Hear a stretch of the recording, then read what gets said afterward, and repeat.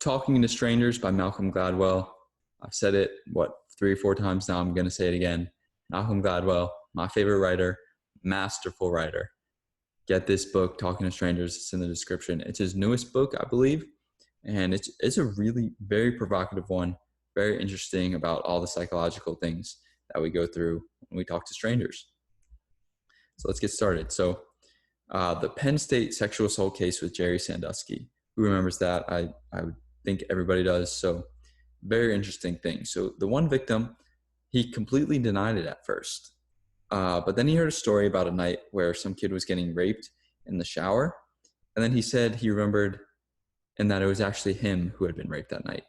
So it was very interesting. The beginning of the book detailed this went into this in big detail, but just how like our past selves can falsify memories and how like deep traumas, psychologists try to get to the root of the situation and it actually kind of like changes the memories of the victim. And this is like a very controversial tactic. So, I mean, I don't really have feelings either way. I don't even know what happened, but very interesting to read about this, guys. You're going to want to read about this. And strangers are not easy. We misjudge them all the time.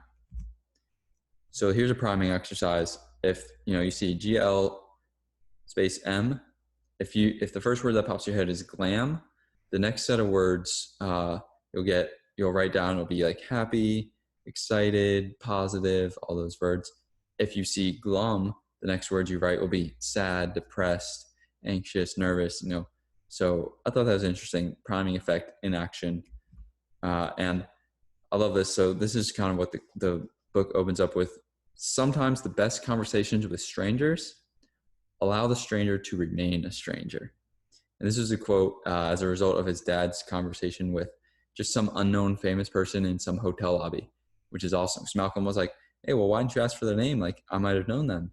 He was like, I don't know, just didn't think about it. So he loved it. Malcolm loved it because he was like, that makes this story so much more interesting now that I don't know who this person was.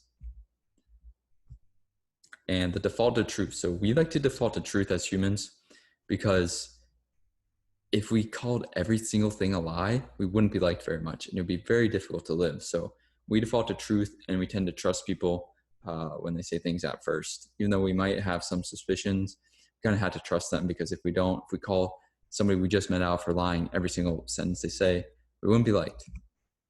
And the reasons we got into so many wars early on was miscommunication and reading faces. Because in some cultures, facial expressions mean completely different things. There's a bunch of studies, pictures, and it explains that in the book. You're going to want to read that too. And our strategies of dealing with strangers are so deeply flawed. They're socially necessary. Going back to the default to truth, like if we just called everybody a liar when we first met them, society wouldn't happen. It wouldn't. And then the Amanda Knox murder case. So she was smiling and doing cartwheels with the investigators, but she was always strange. So people were like, her roommate got murdered, like she was a suspect, but when the investors came, she was just smiling and doing cartwheels with them.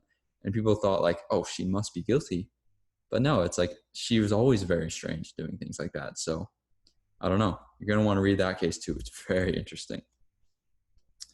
And this is about being drunk. So when you're drunk, your understanding of your true self changes.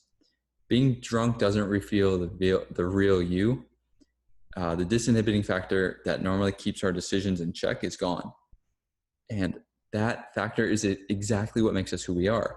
So when people say, oh, the truth comes out when you're drunk, that's not true. Like the real you is sober you. And maybe you're a little anxious, maybe a little nervous, and being drunk alleviates that. But that's not the real you because those factors that keep your decisions in check, being anxious, being nervous, leads you to a safe life.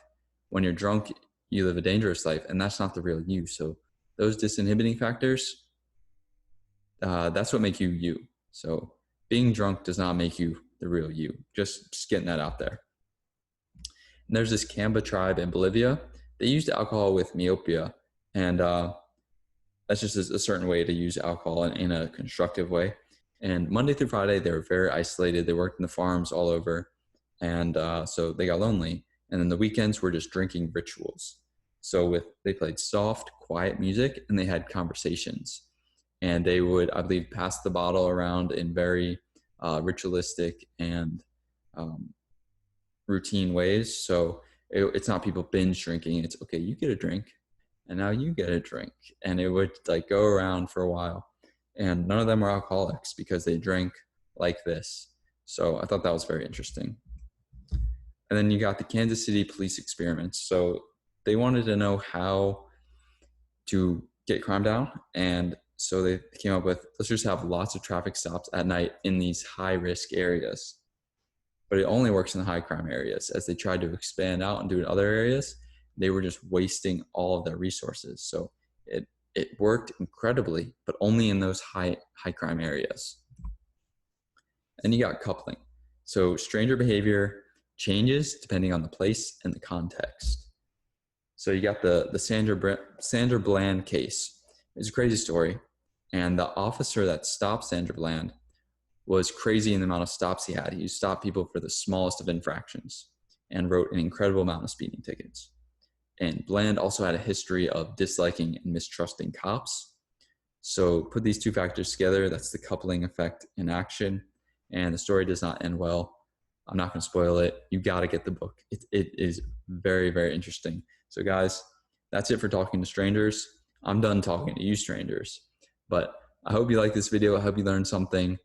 Keep on reading, keep on learning, keep on watching these videos to grow your brain. Like this video, subscribe to the channel, tell everyone you know about it, and have a marvelous day.